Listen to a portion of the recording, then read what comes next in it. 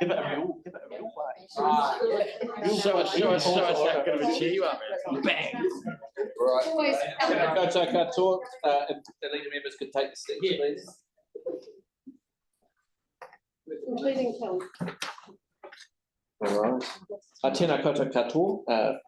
Ko o tākaro ko aho ko puhara ki ka nui o Matarawa, ko ihu tate moana, ko Waitai Coastal-Burwood-Linwood. Ki ngā painga o tātou e mahi nei, ko Homak Māntuku ingoa, ko au te manakura o te whone, ko tēnei ko ari. Anō reira, tēnā koutou katoa. Kia ora. If you would like to stand now to join us in our karakia timatanga.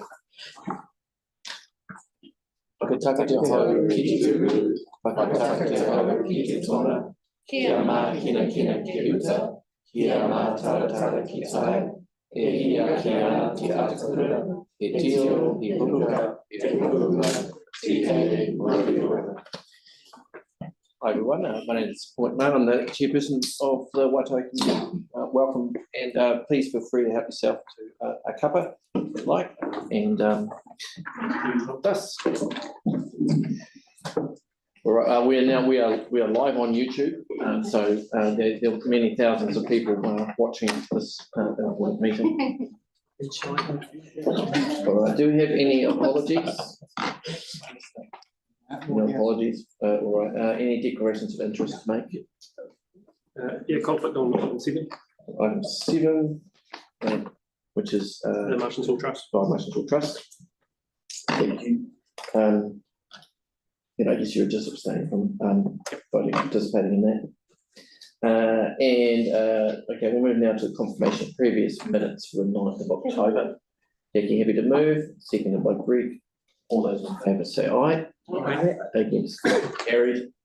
All right, thank you. So now we move into the public forum. We have first up Wilson Development Project. And so Joe and Eddie, if you'd like to join us at the end of the table. You have 5 minutes, including questions. I know that you've been wanting to come for a while, and that we have. Hasn't quite worked out. If you want to press the person who's talking, you want to press the button in front of you, which has like a outline. Okay. Well, thanks for having us. My name is Joanna Hopkinson, for those of you who don't know me. And I'm the chairperson of the Wilson Development Project Board, and Eddie Hayes is our manager. And we're here today just to say hello and to bring you up to date with some new developments and some exciting developments for the organisation moving forward. As you may or may not know, the Wilson Development Project for the last 35 years has been supporting Woolston and surrounding areas, families with after-school programs, holiday programs, community programs such as yoga, women's groups, walking groups, and also with family support work, which includes financial mentoring. Eddie came on board a couple of years ago and has done an amazing job updating all our procedures and all our infrastructures as best he can, and updating the staff and all our accounting. And we're at a stage now where we're moving to something even bigger than that. We are embarking upon and got funding to embark upon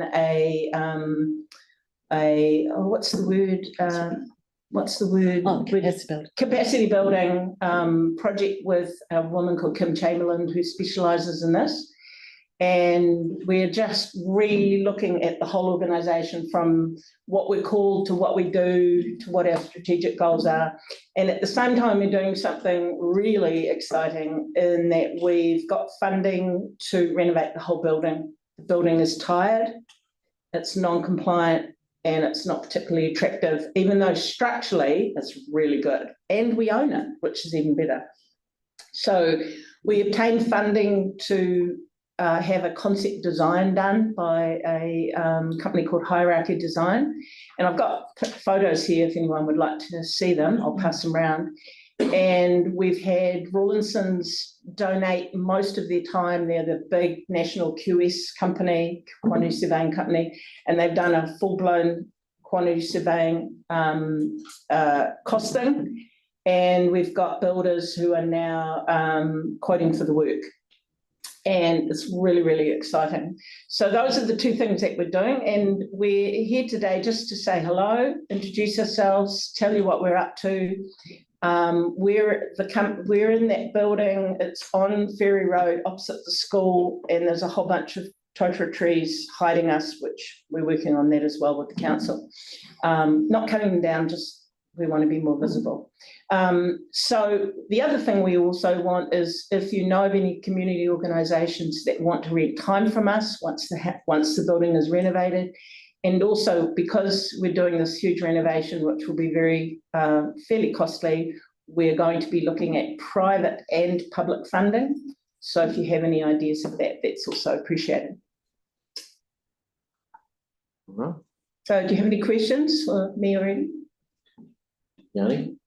Yeah, thank you for the amazing work that you do. I was just kind of interested. It's great to hear about the building and what you're looking at. I just wondered if you'd considered what was happening with the old Ministry of Education site where Kimahia, Team Parent and Early Learning Centre. I've certainly heard a bit about what's there, and I know there was some talk 2 or 3 years ago before my time as manager there about the Kimahia building, but I haven't done any investigation. So it's all empty now. So it's had the Team Parent unit and the Early Learning Centre, and now gone to Waitai College.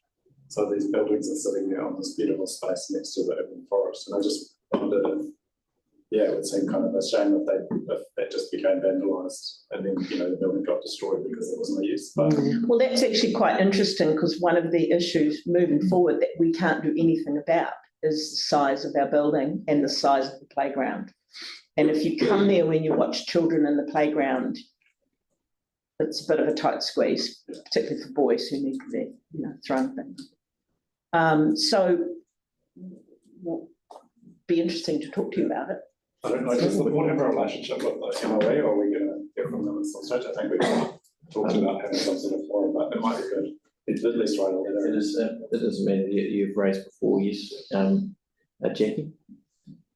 I just want to absolutely commend the two of you for what you're doing, having been associated with the Wilson Development Project since my daughter, who is now 30, was across the road at Wakauna and was involved in going there for her after school program. To see the initiative that you're taking is just brilliant and fantastic for Wilson and safety spring. Thank you. And unfortunately, we've run out of time. But, yeah, that's fine. I'll just hand these around one and you just see some sort of initially what we planned for it. But you can, and then just chuck it at the end of the day. Yeah, good to talk with you some more about how we can better support you. Fantastic. Great. Thank you. Thank you.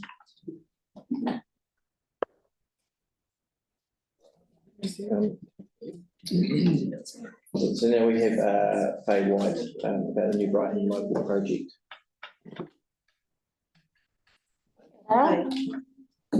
Just set my own timer so that I value your time. Kia ora, tēnā koutou, tēnā koutou, tēnā koutou katoa, ko Faye toku ingoa. I'm just here today. It's a much smaller project than I'm sure many of the projects that you hear. And it's about Rose or Barbara, who was tragically killed near Countdown earlier this year. So Rose or Barbara, her family and she were local to this side of Ōtautahi, and her mum and dad still live in the Burwood area. And we have some amazing mosaics around in our local community. So earlier this year, I contacted the local mosaic group and I wondered if we could create a mosaic to remember Rose's life. I think that there's a lot of women in our communities that have lost their lives, and it's almost so normalised that we just carry on in society because we accept that that's an outcome for women. And I don't want to see Rose's life at the end of my road where I live not remembered. So anyway, so I got the mosaic community on board. I contacted Rose's family and they are actively involved in the project. we had some funding approved from Christchurch NZ with Rachel Shields. And so with that funding last Friday, we went with a graphic designer. And so I couldn't put that into PowerPoint ready for today, but I did summarize some key points in the paperwork that I sent through for this community board meeting. And so because that meeting was just on Friday, we've managed to, this is the draft of the final design for the mosaic. We hope to have that maybe in A2 size, depending on funding that we're able to raise for the mosaic building component. And I did print this 4 times, but because it's double-sided, so I'll just pass that. So that mosaic design encapsulates things that Rose was really passionate about, and also some things from our local community, like the beach, and the outer perimeter at the top is some of the sand arts that Rose was really passionate about here. And then also that angular section that circles the sand and the beach, we want to build that with shards of mirror so that when the community look into the mosaic, they can see themselves reflected in that, because we're part of the community where people live their lives, and those things are part of us and our local spaces. So to go forward, I need to secure the funds to actually start making the mosaic now, and Christchurch NZ might be able to make some of that funding happen. I'm exploring some locations with local landowners, so that's still in the works. But yeah, I wanted to come here to see about whether you may be able to allocate some funds to support us. And if not, that's okay. But one part of the project that I'm working through now is fundraising with the community. And to do that, I want to ask local businesses for donations, whether that's services or vouchers, and then raffle those off. So I've had a look at the gambling rules, and would probably fit into class 2. So to run that raffle, I'd need the support of an incorporated or corporated society. So if you've got any ideas for working through that, that would also be really appreciated. So yeah, heads up on the project and any support for fundraising or going through with the raffle. So our community development staff, so like Emily over there or Rory, might be able to help you to discuss that and work through some of the potential funding options. Do you have an estimated ballpark figure for what the mural would cost? Yep, so for the mosaic component itself, based on that draft and for the size, we would need $3,000 to do that part. And any excess funds that we raise, we've agreed as a project team that we want to donate to the local food bank. So yeah, so that's why we still would like to do the raffle component to raise as much as we can for this important project. Yes, it sounds very worthwhile, and we can't make any kind of decisions on funding without reporting advice from staff. So if you talk to them about it. Okay, so I've already connected with Emily and the team at Christchurch City Council. So yeah, I think that part we can progress a little bit further. So they just wanted us to hear about it, and then so that we're forewarned when we get a perfect report. Okay, great. Is there any other questions? Yeah. Are you just going to make it so that if one of the buildings gets demolished, it can go elsewhere? Yeah, absolutely. My partner's a builder, and so we've looked through the potential locations and all of them feasible. And yeah, we absolutely would make it on material that could be moved if needed to. Excellent. All right. Thank you very much. Thanks, man.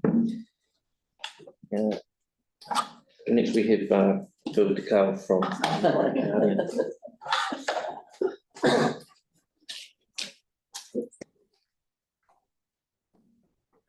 Everyone, thank you very much for allowing me to be here today. My name is Phil. I'm from the Positive Directions Trust. We're just situated down Seaview Road here. We're a small organisation, so we do we're not in the greatly known, to be honest. We do a lot of whānau water work and kai supply, food support, work in the mental health area for youth as well. So yeah, we've been around for nearly 3 decades now. Makes you feel a little old, but it's all been really good. So in terms of the New Brighton Guardians, we were asked about 6 months ago by the good folk down at the New Brighton project if we were interested in helping them run the New Brighton Guardians again. We set them up a number of years ago for about 3 years, I think. We might have been running them during the summertime. And fortunately, with the help of Celeste, great help of Celeste, they're obtaining some funding through the council. It's quite generous funding. It part funds what the costs for us. The idea behind it, and the reason why we were asked by the New Brighton project and others if we were, wanted to actually run it, was because of the prevalence of crime in the area. It seemed to be increasing. We've actually been going for 5 weeks now, so we started early October, I guess. And during that time, so what we do is that we have 3 guards, or 3 guardians. We're not security. We're more like an ambassadors program, similar to the ones that they have in town. But we're perhaps a little bit more staunch when it comes to regulating with sort of standing up for the regulations of the area. And it's mainly in relation to what we're finding over that period of time is I think we've had about 70 incidences of, well, let's just say incidences, and some of those things are theft. The major ones are theft. I think we've had nearly 30 incidents of that in the last 5 weeks, and also drunk or intoxication and drinking in the non-drinking areas in New Brighton. There is quite a bit of begging, and I know that there is some differences of opinion of what that means here and whether that should be something we just allow. However, what we've found is over the 5-week period we've been here is that the increase of crime it's been quite stunning, actually. So 70 incidences, apart from the theft and the intoxication. There's been drunk and disorderly. There's been a number of shopkeepers threatened, a lot of thefts, people coming into some of the stores and just standing over the shopkeepers, really. It's actually really disappointing, and something we've been actually overwhelmed by it. We've got, as I said, 3 guards. We're 4 days a week, Thursday through to Sunday, 11 a.m. to 6 p.m. So it's not the whole week, but we feel it's probably the best days to be there. So the purpose in coming here is just to let you know how that's going. To say thanks to the council, Celeste especially, for helping us find the funding to do it. We don't want to be anybody's enemy, but we're hoping, by and large, we're getting very good public reactions. A lot of shopkeepers and just public in general like what we do. Some of the folk we're telling off and asking to move on a little, they don't like it so much. And there's a little bit of danger in the role, but generally speaking, the people we've got there are really they're good young people. They love their suburb. They're connected to this community through churches and things like that. So things have been going really well. So I don't want to overdo the time there. Well, thank you very much. And we had a bit of an informal meeting up the road, and we bumped into one of your guardians, which was pretty neat. And we really appreciate the work. I just wonder about, if you had double the resources, could you easily deploy double the guardians? Or? It would be nice to go longer. It would be nice to go longer. I think if we had one more person, that would be really good. So one of them's ringing up now. That would be great. Maybe, double would be great. We could do a lot more and help a lot more people in that way. Not only just uphold the rules, I guess we could possibly do a little bit more sort of proactive work. So we try and help out the people at the food bank as much as possible. So some tensions there, and some of the churches as well. A pastor locally was hit by somebody who was a little upset. Oh, wow. So that's been happening as well. So the good people out here that do a lot of the good work, I mean, they don't need that, you know, they need support if they can. But yeah, just going longer and maybe another person would be great. So, but I don't want to push it. Thank you. I'm sorry, we have run out of time, I'm afraid, Yeah. but I really do appreciate your work in the community. Thank you. Yeah, thank you. Thank you. Thanks so much. And the final public forum, we have Paul McGarry here.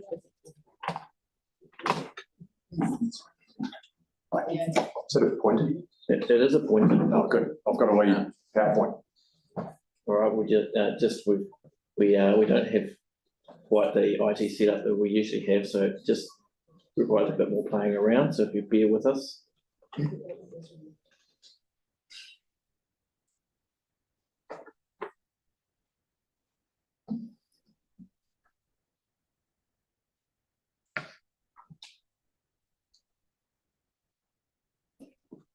All right. Cool. Okay.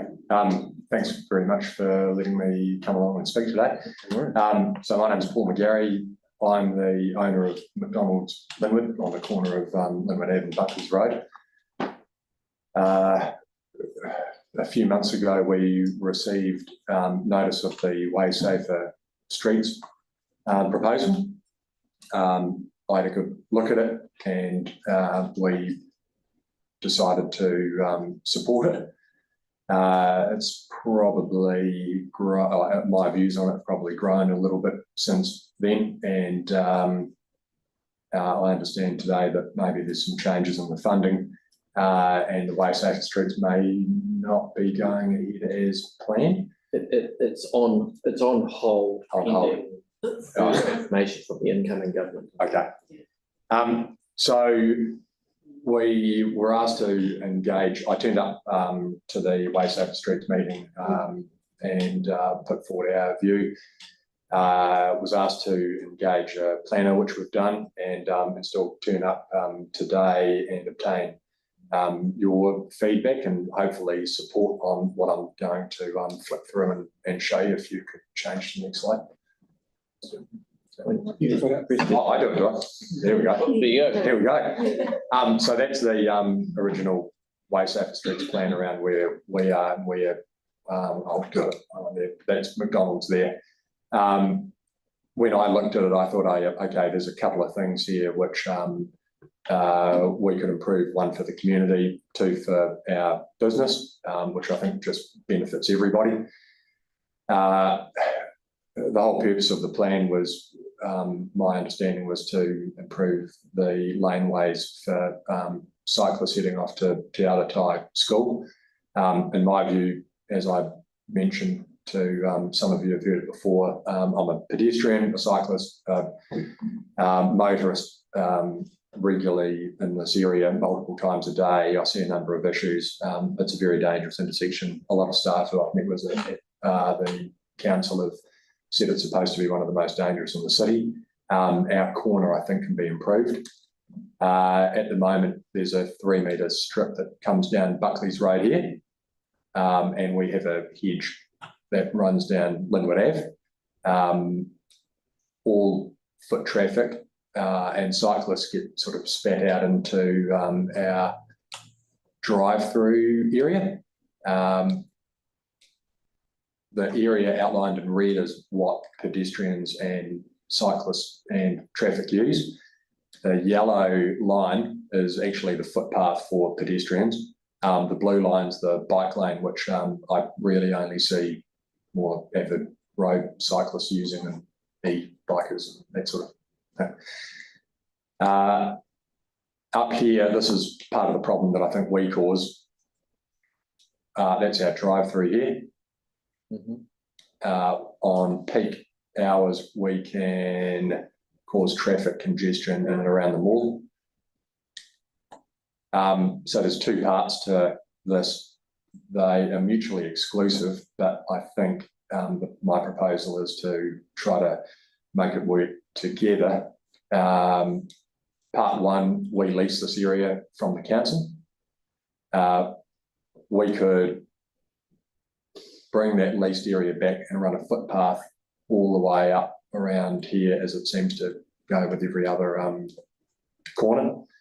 What that would do is just separate the cyclists out from the pedestrians, out from the traffic, help to improve the access for pedestrians, help to avoid any conflict and antisocial behaviour.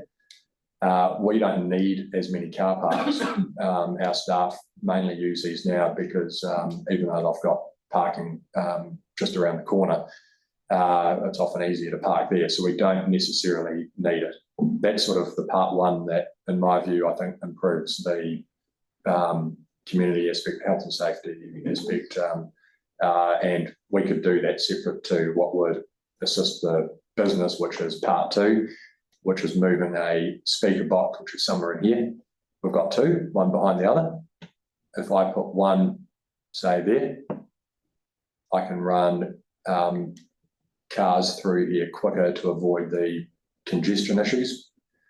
That could occur totally separately to this aspect, but I think they tie in quite nicely, and I think the whole intersection is fairly tight, could do with some improvement, and I'm interested in your feedback, whether or not you'd be prepared to support something like this. I understand that you may have the delegation for some or all of it, but we don't have time to talk about this in any detail, but it's really good that you have brought it to our attention. What we would need in order to know whether we could support it or not is detailed feedback from staff, and you've indicated that they're positive. It's just around budgets. yeah, so we've engaged a planner as well who's starting to do some work on it. I guess we didn't really want to waste too much time and money without knowing that I guess, it was something that the community board found was worthwhile, and then deal with everything on the whole rather than separately. As I say, we could do the whole thing separately, but if you think it's worthwhile persevering with, then we can continue to do so outside of the Way Safer Streets proposal. Well, for my part, I can say that I certainly think that there's merit in what you're suggesting, and that intersection is terrible and needs improving. So your willingness to work with us and with the council to try and find improvement is welcome. So the next step, is, you've been engaged in conversations is to continue on. I don't sense anybody with a different view around the table. We can just, so I guess, but we can't until we actually have a detailed report to consider. That's about as far as we can go. But yeah, we're only scratching the surface. Yeah. I appreciate, but I just wanted to put it to you to get a bit of a feel from the room about if you thought it was worthwhile, and then we can move forward. So really appreciate you coming to the board. And does anyone have any questions while I'm here? I'll just say, is anything specific that might be helpful to further this rather than a general statement? So, any questions? are we? Is any sort of action that come out of Paul's? Well, all you can do is ask staff for information and for a response. So what I hope will come out of is that we'll get a report that's proposing it, but then councillors will probably need to allocate funding towards such thing in the long-term plan. Yeah. So we, if there isn't the funding there, let's say we could do our bit, but particularly for the corner, which I think is more in the benefits of the community than the business. The first part's definitely in the interest of the business to get cars rolling through. But I do think that if we were doing something together, that we'd happily try to make it work. I don't think the cost of running a footpath around are significantly greater than the work that we'd have to do with moving these speaker boxes and working their own for what it's worth. There's generic, there's line items for safety improvements and that kind of thing. They might be able So I might be able to find something in there, but Yeah, I just didn't want to cut the conversation off because of funding issue. That's all. yeah, I really appreciate it, Paul. Yeah, sorry, we need to move on to other items. Yeah, sure. But Thanks very much for your time. That's great. Thanks, Paul. Brilliant. Good on him. all right.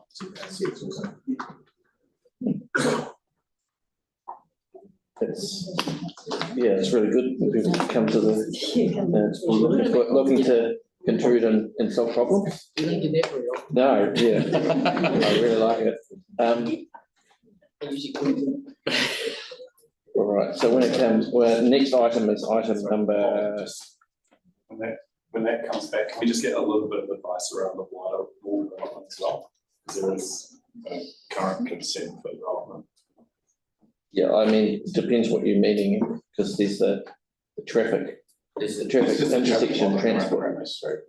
You want traffic modelling? Well, there's a consented plan that's probably going to expire sometime soon for a stage 2, a massive development extension of the mall.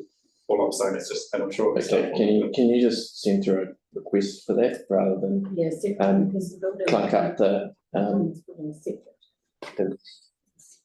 yeah, so and hopefully that will get it at the same time. So we don't have any deputations, we don't have any presentation. So we move on to item number 7, which is correspondence. So we have received correspondence back from Magnus O'Neill, General Manager of Ministerial and Executive Services, Ministry of Social Development in relation to New Brighton Guardians, to note that to tell us that no, they don't have any funding, and to give suggestions for other central government agencies that we might want to approach. And you'll see that the community governance team are working on funding solutions for New Brighton Guardians. So the first bit of the resolution is to receive that correspondence, and then secondly, correspondence from Joanne and Scott Noble Nesbitt in relation to the resignation from the National Trust, asking us to appoint another member, which would deal with later. That was now.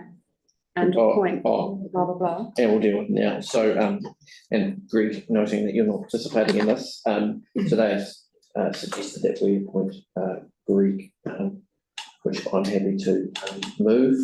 That we appoint Greg to the Marshlands Hall Trust. Seconded by Tim. Any other nominations? No? Well, I'll put that now. All those in favour say aye. Aye. Against, carried. Does this cover item correspondence? Well, we'll just say that. Is everyone happy that that be that's the whole resolution? Yeah, so it's just amended to include Greg.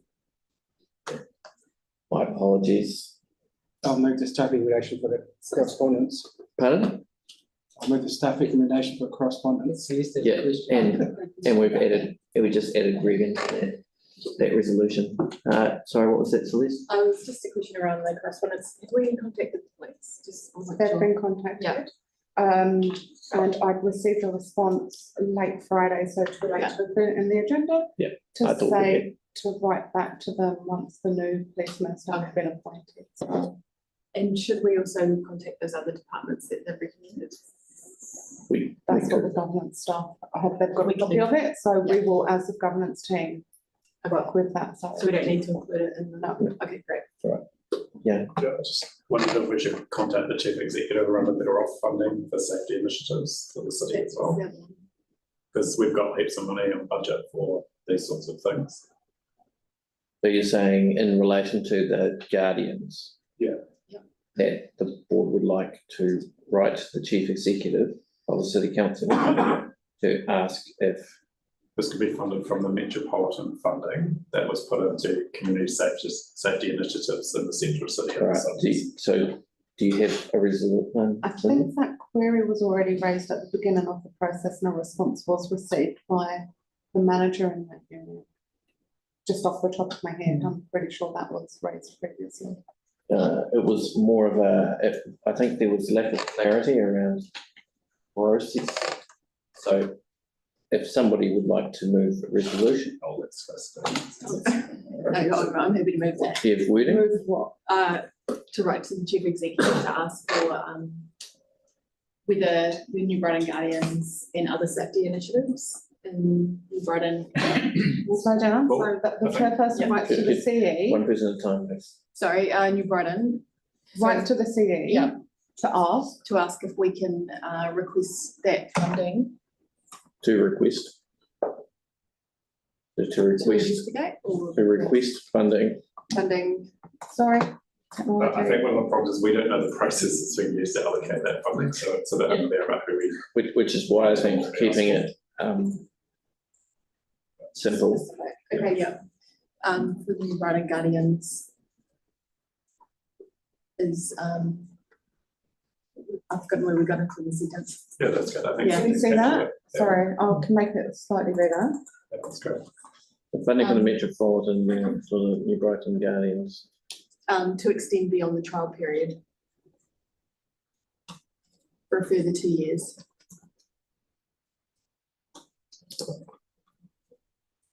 What's BOF? Federal funding. Federal funding to the, to enable it. It's extension. Extension. Federal funding to. For at least a further 2 years, maybe.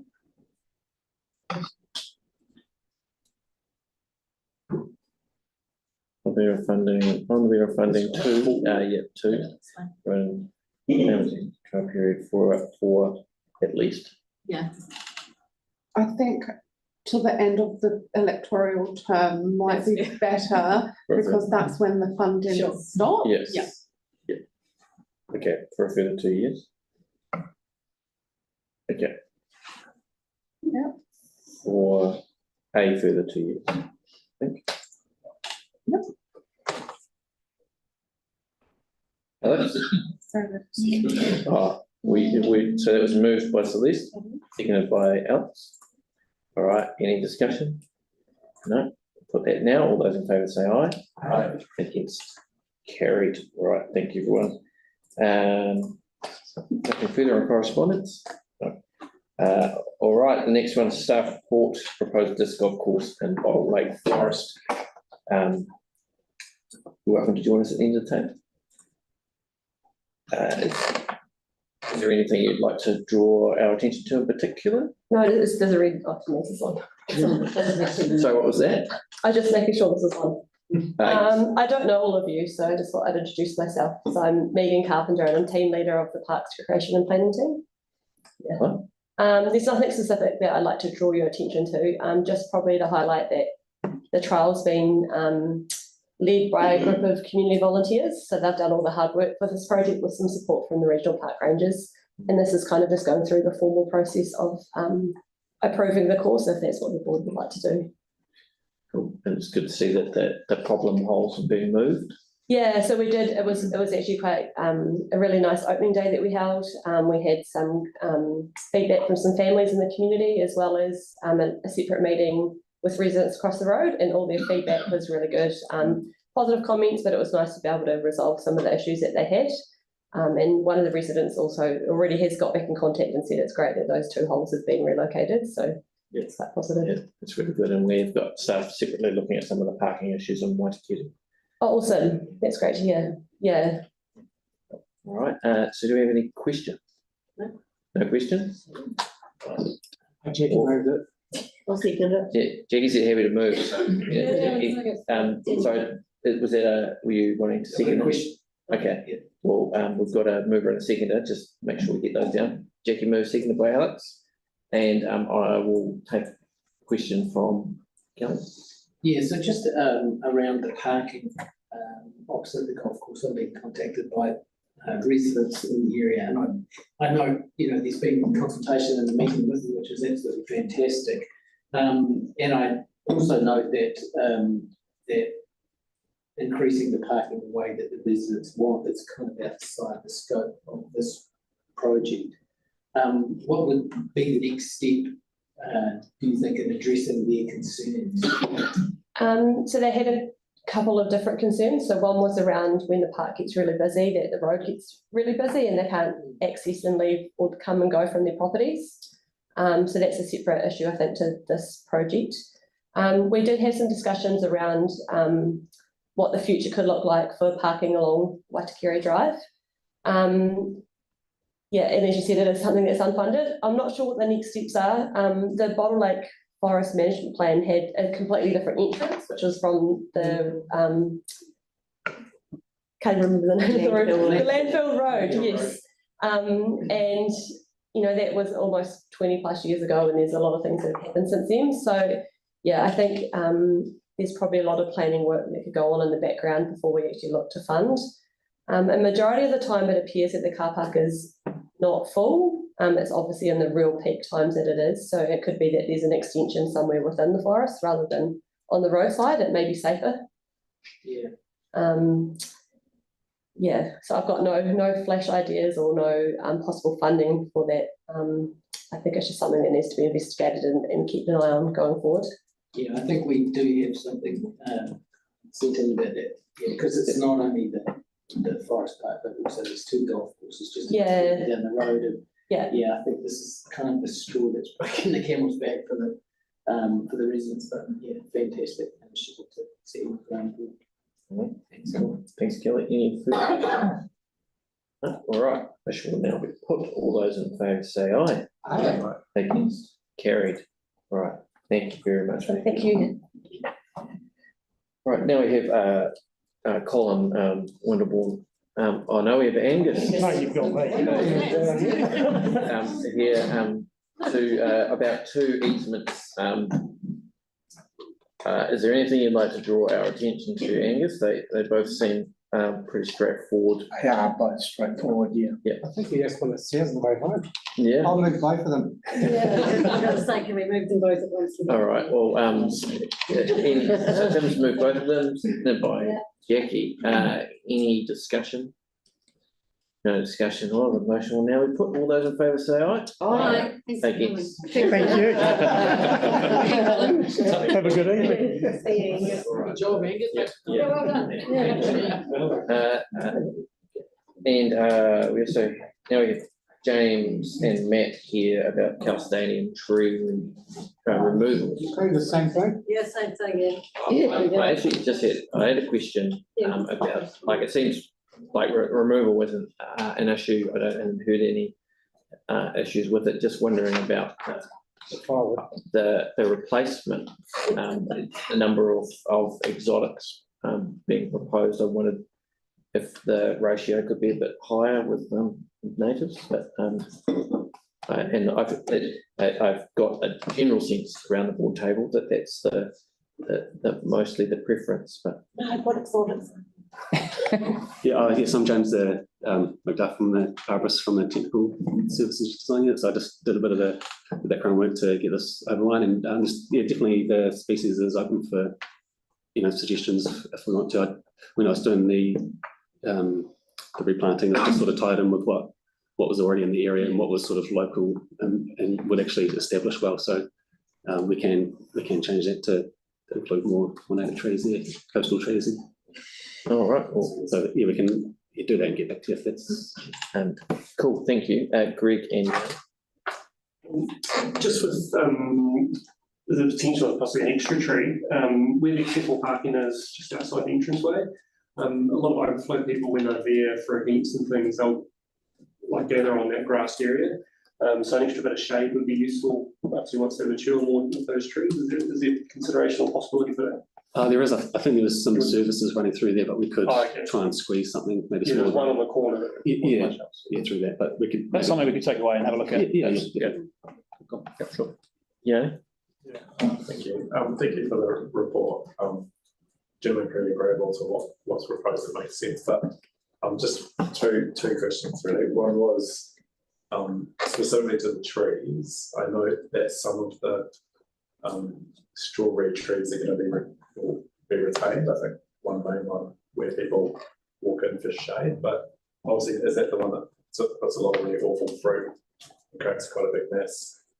No, the one that's the one that's actually faces out onto the car park and is the one that's causing the problems at the moment. Right. The one to be retained is actually behind the main entrance, so it has a far lower foot traffic. And I think it was in reasonably good condition as well. Then. Yeah, we can prune it to retain it, but the one at the front is where they have a lot of drop-offs and pickups of delivery service vehicles. And so I think that operations staff are saying that those people obviously trade through the fruit into the building, so that was the main cause of the. Right, I'm just looking at the diagram where basically I think that's one of the entrances here.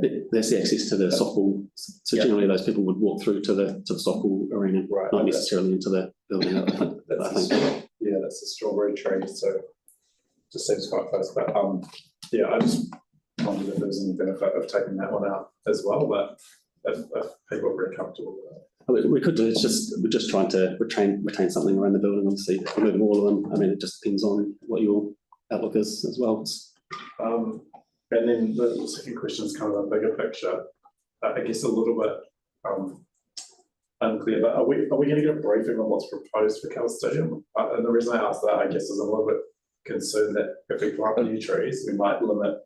I'm just wanting to, because you're dealing with the trees, not with with the stadium itself. I was just wanting to say, are you able to respond to that, or? Well, it's more around like the impact of when we plant the new trees on future use of Cal Stadium, and just if at some stage we can, as a board, going to get an understanding of what's proposed, so that, yeah, I guess I was just a little bit concerned about not knowing more about the project in terms of future demand, and if we wanted to extend it in the future. Through you. So, kia ora everyone, I'm Matt Cummins, project manager at Christchurch City Council, and I'm the project manager for the Cal Stadium renewals that we're about to undertake. If it would be useful for the board, I could provide a one-pager, perhaps by email, to give you an update on what's proposed. It's very, very simple.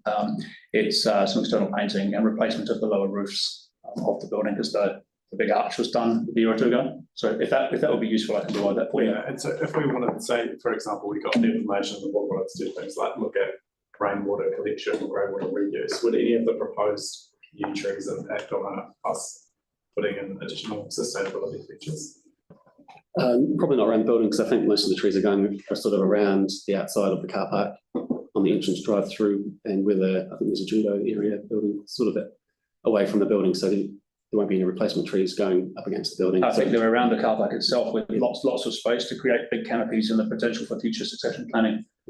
Yeah, it was maybe the two at the back. Yeah. Yeah, I don't know what this. Oh, yeah, well, we can look at moving those out as well if there's any concerns. It's not those yet. Right. Any questions for anyone else? No. All right. Anything else you want to draw our attention to? No, I would just say that we're hoping to go to tender shortly. The building works, the trees would come out now, but I think the planting season is sort of early next year, James. So April or August next year. From April next year. Okay, so we've got a bit of time for to provide some feedback on the planting plan. Absolutely. Yep. All right then. So I'll move the staff recommendation with a slight amendment. So to approve the planting plan trees to replace those that have been removed as per landscape plan. Just adding to that, noting that the board will provide feedback on species to be incorporated. Right, is that perfect? Right. So I move that. Do we have a seconder? Seconded by Greg. Motion will now be put. All those in favour say aye. Aye. Against? Carried. Thank you very much. Thank you. Thanks, everyone. Right. So before we start Streets for People, I'm just going to pause the meeting for a couple of minutes. Get everybody.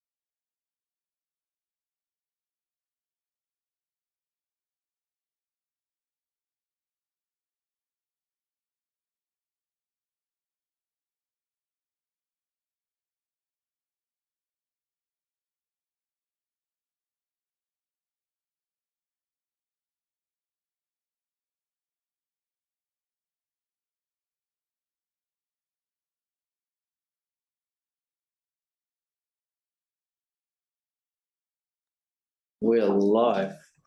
Welcome back. If you'd like to join us.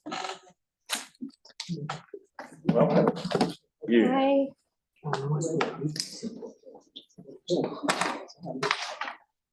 All right, well, I think there might be a few questions. So what I'm going to propose that we do is we talk about, we talk about the non-cycleway stuff first, and then we talk about the cycleway. And so, and we'll do that in two different parts, because I think it'll make it easier for us to focus. So if we could bear that in mind, members, so is there anything you'd like to, do you want to speak to it, or are you just happy to take questions off the bat? I was going to just give a bit of a 2-minute rundown, just for everyone's benefit, I think. So yeah, thanks for having us. Streets for People program lead and here with the team, trying to seek approval for a suite of improvements throughout Aranui to support kids getting to school safely by active transport modes. Bit about the background, Streets for People program, Waitai program, 90% funded, and it's all about kind of tactical, temporary trial interventions to the streets ahead of permanent solutions in future. And I guess this proposal is a combination of several months of kind of design engagement. I guess starting off with design jams we have with school kids throughout Aranui and from Chisholmwood, Hayata and St James School. All the interventions on here are directly from that design jam. The kids came up with the ideas and we just kind of turned them into engineering solutions. And they're all kind of addressing barriers to active travel that the kids raised throughout the sessions. We considered several options for Breezes Road, cycleway, with varying impacts to parking supply. The option proposed today is the safest, so staff preferred, the safest of all four, and it was supported by the majority of those that submitted through the pre-trial engagement. And I guess what we know from our sort of monitoring in Aranui today, speeds are a big problem. Operating speeds throughout the area is sort of above 50, and not great near schools. Sort of consistent reports of boy racer kind of behaviour, and so yeah, it's frustrating a lot of people. Active travel infrastructure is almost non-existent, bar like a couple of painted cycle lanes on the kind of fringes. 60 to 80% of school kids getting dropped off to school by cars, and despite that, kids have indicated they want a bit of choice in the matter. And safety for active travel users has been rated 3.9 out of 10 by school survey respondents. We held a pre-trial engagement period over September, decided on the full proposal, and two options for Breezes Road, cycleway. We distributed 500 flyers in the area and knocked on all properties down Breezes Road to raise awareness about the project and where they can submit their thoughts. And we had a webpage set up where people could provide feedback, as well as an in-person information station at the Aranui Library. And the majority of submitters on both of those platforms were in favour of the option one. And I guess just to reiterate the next steps, this is a trial. The purpose of it is to kind of test with the community the types of interventions we're proposing. And the trial itself will be an engagement period. So pending your approval today, and council approval next month, we'll roll it out. We're proposing a 3-month trial period where we'll seek feedback from the community, adapt where we can and where we need to. And then at the end of it, we'll be putting forward a recommendation whether to keep it or not. Yeah, that's me. Thanks for your time. Thank you. Just so I mean, I'm really strongly supportive of the non-cycleway aspect of it, and I'm generally supportive of cycleways. We'll come to that bit second. We'll focus on that part two, the pilot scheme for the rest of it. Look, excellent work with the kids from local schools. Yeah, it's great, and I really hope that this will lead the way with some other work that I hope to see happening all around the east side of Christchurch, and making these streets better for kids and vulnerable road users. The one kind of bit of feedback that worried me around this was the feedback from well, not from Finn so much, but from his station at in Aranui. Can you, Brian, can you give us some response to that? Because worrying about damage to trucks and the time that it takes to get to jobs and that kind of thing. Can you reassure me, I guess is what I'm after? Absolutely. So we have our contacts at FENS directly. So when I saw that submission came through, just did some clarification that they weren't speaking on behalf of the organisation. So, and as a result of that feedback, I reached out to who as a council we speak to, and they said that those concerns weren't representative of the organisation. And while they did make a submission, in every interaction, I think we sent the plans to them a few different times at varying iterations of it, and they saw no issues from a fire and emergency point of view.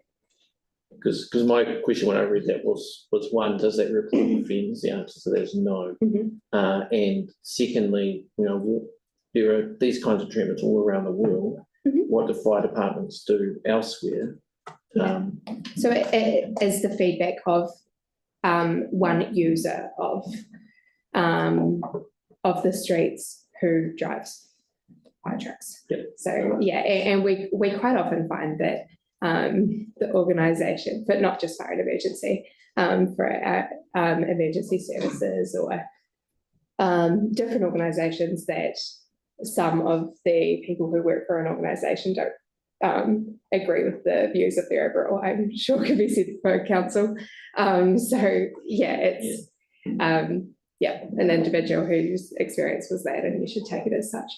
Thank you. And the other is just specifically interested in feedback you've received from Actis and other key organisations within Aranui. So Actis was the first organisation that we reached out to as soon as we knew that we had approval for this to proceed with this project. At the beginning, it's hard to get something tangible worked through with them, but we kept coming back to their partners meetings, and they were interested to see how the trial went through. They were more.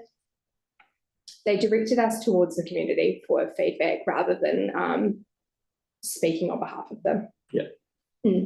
But there were no huge red flags, I suppose. They did question the cycleway at our last meeting with them before the engagement period, and they agreed with our approach to door knock Hampshire Street and not Hampshire Street, Breezes Road, and to provide some real face-to-face or bespoke opportunities to have your say.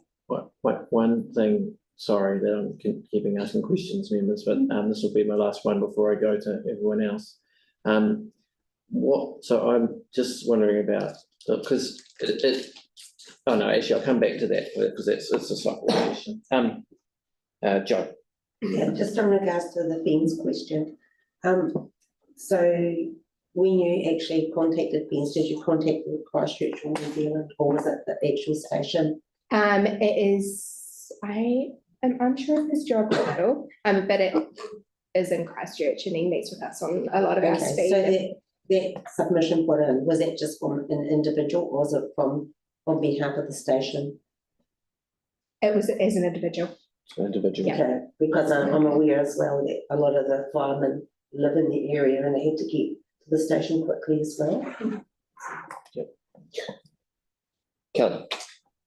I got a few questions. Not about the cycleway yet. No, not at all. First, it's a fantastic initiative. I've never seen children consulting before about how they go to schools and things like that. So I was really impressed with that because I went along to a few of the sessions that they held with the school kids. Just around engagement at Hauta, did you get much feedback from them? Were there many of them who responded? Through the official, so we did this design jam. Yeah. That was with the Chisnellwood and St James? Chisnellwood and St James, and then we ran another design jam with Hayata specifically. So we got the feedback from the students there. How many students were at that? Just roughly. Like, It was about 30 all up, yeah. Yeah, and my other question is around consultation. So did you do like the whole of Breezes Road down sort of outside Chisholm? This is a cycleway question. Oh no, it's just about consultation, really about the whole thing. Right. it's an easy answer. So we door knocked from Pages Road through to the street just after Chisnellwood. Oh, I know. Yes. Yeah. Is it Pembroke? Yeah. Pembroke. Yeah, okay, those are the only, actually, there was one more question, just, I noticed that there's a proposal to take out the centre line in some of the streets, and I just wondered if you could explain that, because I didn't understand why that's been done. I can answer that. So that's just on Hampshire Street. Yes. We'll get an engineer. No, I'm David. I'm the engineer on the project. So the designs, I can answer those ones. So yes, Hampshire Street, we have looked to remove the centre line. So that's to reduce the speeds. It sounds counterintuitive, but if you give a human a space to drive, they'll drive faster because they've got their allocated space. So removing the centre line actually means that cars have to slow down and think about where they're driving. So that's the idea of Hampshire, because Hampshire Street, I was just looking and sitting, like Torrin said, well above 50k an hour on average. So it's about trying to get that to slow down. So that's the reason for removing something that's only got about 1,500 vehicles a day, like quite low. Breezes Road, you obviously wouldn't remove it because the risk is a lot higher with the amount of vehicles along it, but not. Is there a bit of a sort of a trade-off? Because I've never heard that before, but that kind of does make sense. Is there a trade-off? You know, there are obviously streets where you leave it there and then streets where you take it out. What's the criteria for deciding? It's the volume of traffic. Yeah. So there will be a number, don't know off the top of my head, but yeah, Hampshire is well and truly below that, whereas Breezes Road's sitting well and truly above that 10,000 vehicles a day, and that's why Breezes keeps it. Is that well documented? Yeah. The best stuff to read about that is rural road marking, that they talk about each line, centre lines, everything about that. There's a great piece of document about it. Fascinating, thanks. All right, thank you. Tim, you have some questions for me? I just have one question. If all these ideas, is there funding to do all these ideas? Is this what is planned? Yes, yeah, the whole proposal is within the budget of the project. And then a little bit left over to adapt and monitor during the trial period.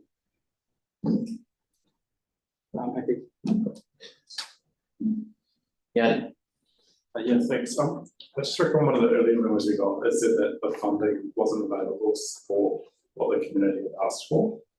So I'm just kind of interested in what the community asked for that we're not doing, that's not funded. Yeah, so that was basically when this project was first in planning phases, the initial focus was immediately outside Hayata, just on Breezes Road and the area surrounding. And then with the buy-in we got from the design jams and all the ideas we got from the kids, we decided to expand the scope to encompass the whole neighbourhood. And therefore the assumption was that the budget wouldn't fit what all the kids had wanted, but we designed it up regardless and costed it out, and it does. So it's sort of just got the money to do it. That's good work. Yeah. So. And just in terms of the modelling, I guess just one concern with, and without knowing this area in lots of detail, but was there a submission from ECAN around public transport or the ability for buses to use this area? I guess I'm just concerned at some of the interventions that will make it quite hard for vehicles to go through, but particularly concerned about buses rather than trucks, for example. Yeah, I believe there's still adequate space for, because it only is the curb narrowing, still enough space for buses to go around. We did reach out, we didn't get a formal submission. We can follow up again.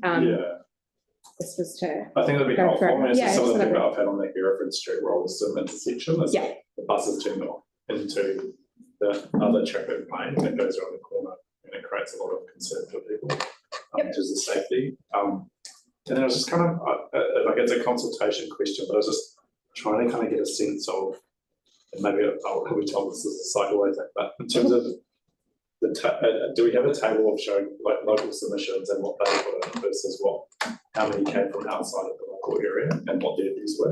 I was just trying to kind of understand the difference across and around what the local view was from the community versus people that may not live in the community making submissions. Yeah, when I analysed all the feedback, the locals' feedback was very similar to the submissions in whole. I can break it down like that. If you want to know about cycleways, I can probably do that while we keep asking questions. Just in like very high level terms, do you know how many total submissions we had? Oh yeah, How many I think submissions came from a local area versus outside of the local area? Yes, I recorded on that. So there were two organisations and 41 individuals who submitted. 18 were from Aranui, Avondale, Wainoni, and 19 from broader Christchurch. Can I add to that though, that we had the information station at the Aranui library set up, and there was like a token Dropbox voting system. So one could assume that would be primarily Aranui residents voting there. And there was 146. Where was that? There. At the Aranui library. And so just to understand the difference between the two, mainly around just the cycle lane and the parking, is that? Can you hold that off, please? I distinctly. Oh yeah, no, I understand that, just in terms of though that the overall submission, I mean, the community submissions or local area submissions versus the ones outside. Yeah. No real difference in the general trends. Of those living on Breezes Road, 5 preferred option 1 and 1 preferred option 2 for the cycleway. Option 1 is Option 1 is the recommendation. So that's what we heard through. Sorry, maybe I'll ask you to the cycleway. Was there an option 3? There was another option on the consultation, and 3 submitters overall selected that, and all of them said nothing, that they didn't want any cycle infrastructure. Yeah, right. All right. Can I clarify the question there? Was there? Did someone say they don't want any? Oh, okay. So, yeah. All right, so any further questions about the group? Just following on to Yoni's comment about the buses, is there consideration being given to school buses for like students go to sport for St James? Obviously they don't have a lot of turning space there to get off some of those streets down.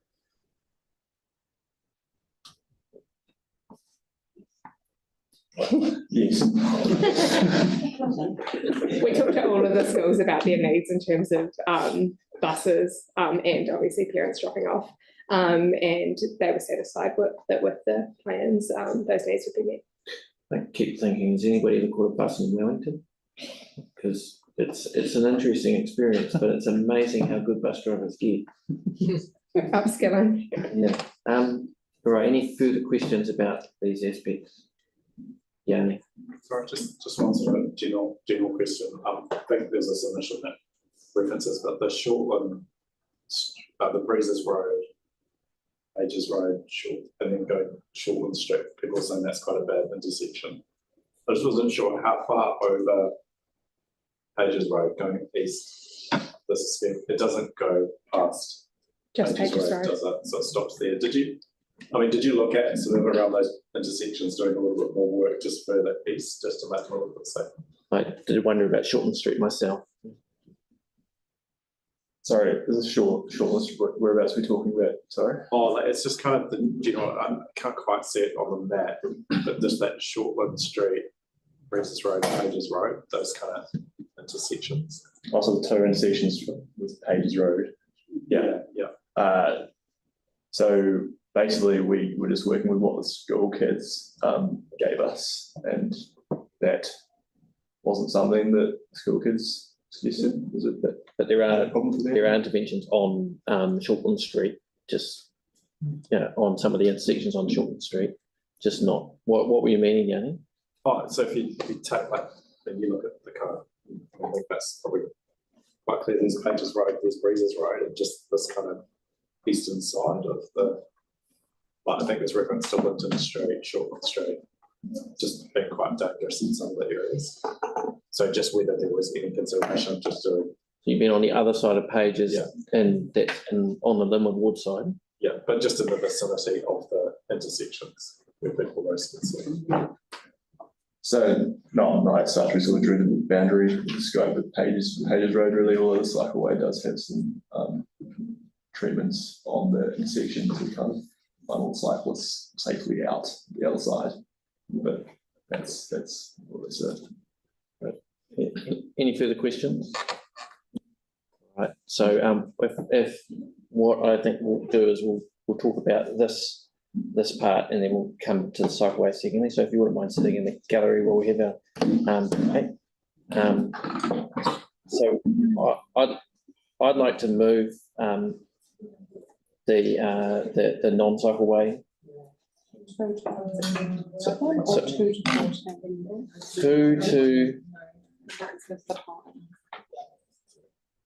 What's the part A?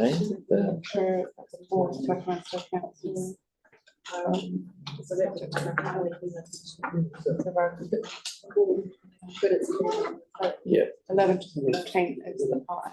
I know, but I want to move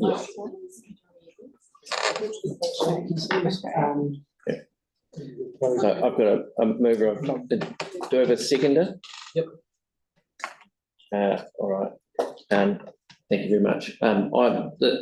This project offers to really remedy design problems with the original subdivision, and a lot of those original subdivisions, which were designed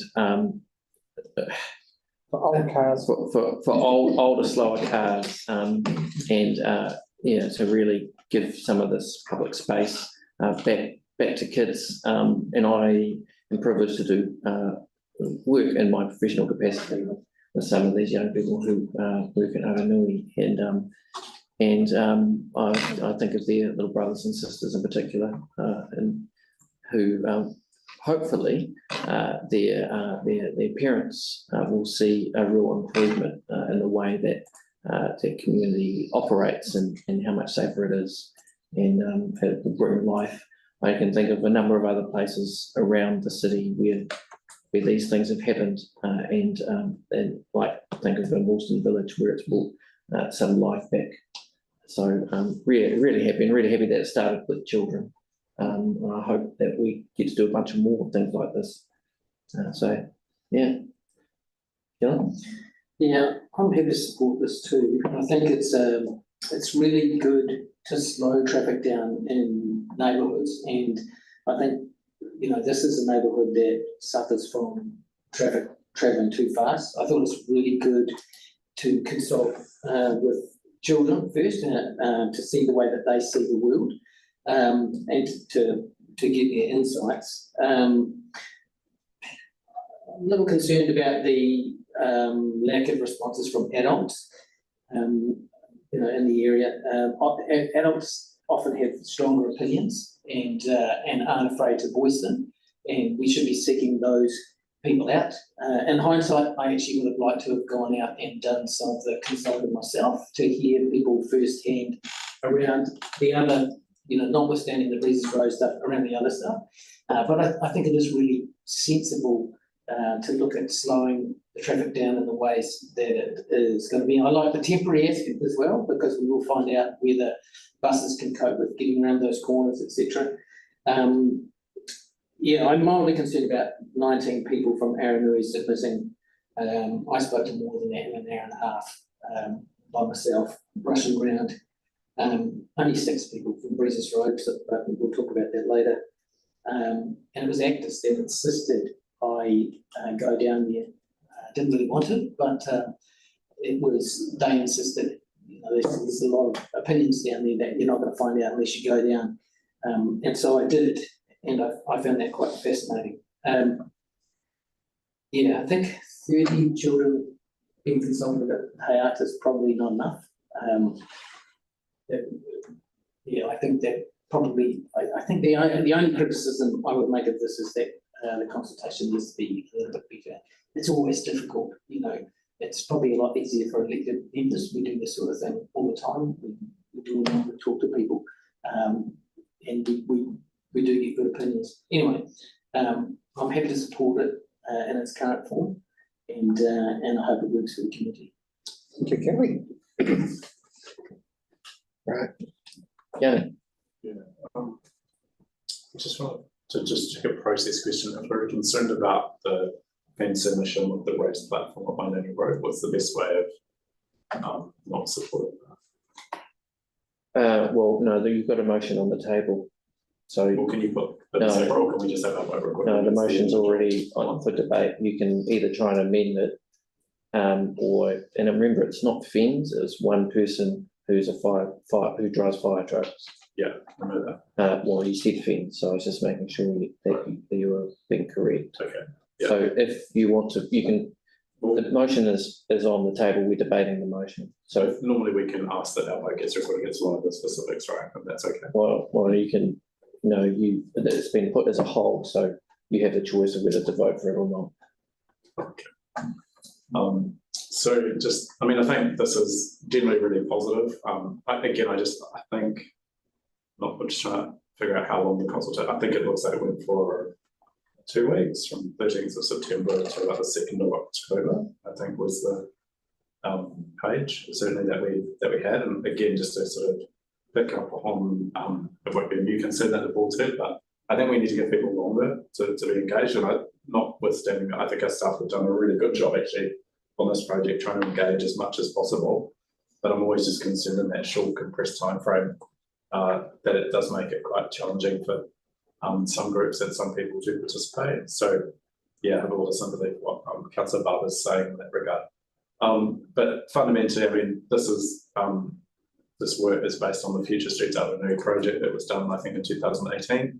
It's been a long wait to get some safety improvements in this community. The research from that project was overwhelmingly clear that there were significant gaps in having alternative forms of transport through this neighbourhood, and that people were really keen to see us have a much more strategic and focused approach to investment that would lead to a lot of the outcomes that have been proposed. So yeah, I'm very supportive of these intersection changes. Just the only one that I am really concerned about is just the fire truck driver submission, because I do think certainly if you look at things like some of the conversations that the old Linwood Ward Community Board had with St John's, there have been concerns raised. So I would like just to have my vote recorded against that individual one. That's the motions. The motion is on the table, so you have to choose whether you vote for it or not. Do we have anybody who wishes to vote against? We don't. I support what Yanni said. Well, then you need to move an amendment. You can't. If a motion is on the table, you can't break it down into bits and move it by amendment. What happens at council is not. It's something that is allowed but shouldn't be allowed. This is a trial as well, right? So they can- It is a trial, yeah. It's a trial, so if it doesn't work, it can be easily reversed. You're gonna get a nod from the back of the room. Can I make a comment more than that? Yes. It's not just that it can be reversed. The default position here is that it gets removed at the end of June 24. Yeah. Okay. So if you don't actively choose to keep it in, it comes out. Yes. Thank you, Jacob. That's very helpful. So it's not. Remember, we're not doing we are in the middle of debate, but we're not doing a permanent change. We're doing a trial, and the stuff. The default position is that it comes out. So it's not like we're putting in a bunch of concrete. So it's not like there's a high level of risk here. So would anyone like to?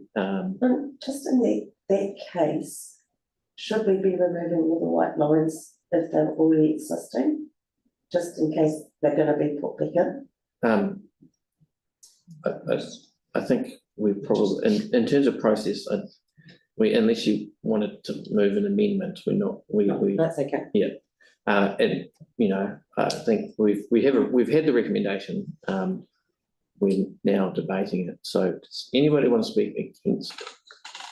No, well, I'm going to put that now, all those in favour say aye. Aye. Against, carried, all right, thank you, now. We're halfway there. Yeah. Now, if you would like to come back to the table, as anticipated, that we, you know, very supportive. Thank you very much for your work. So with the cycleway part of it, part of my reason for my recommendation that we don't pass it is that I think that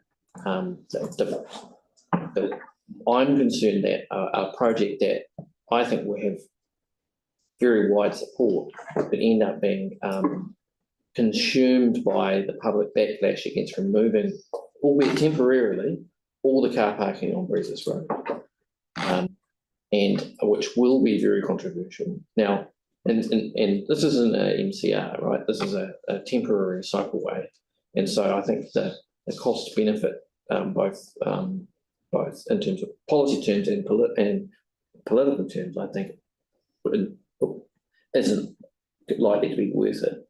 I was also influenced, I guess, by Councillor Barber's door knocking along the street, and I'm aware that you can't possibly door knock at every time of the day, but you know, like the working people, you know, you work during working hours mostly, and working people aren't home at that time. So, you know, if I was to change my mind on this, I need some kind of quite a lot of reassurance, and bear in mind that, you know, speaking just as me, not for the board, I mean, I'm very supportive of cycleways and really keen to have the MCRs, really keen to see a cycleway down Pages Road, and local connector routes. I just bit worried that this could undermine the wider project, if you know what I mean, to be frank. So yeah, if you could address that, I'd appreciate it.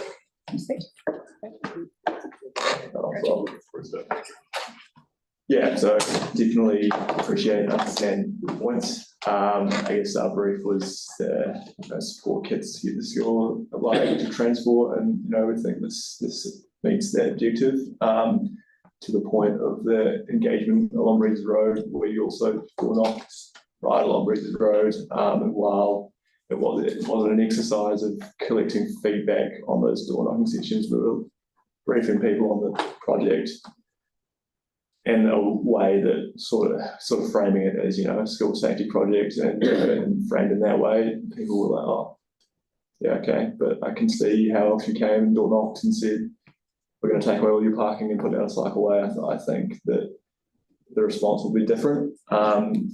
So yeah, I guess it's up to you whether choose to support this. It's an opportunity to trial something that may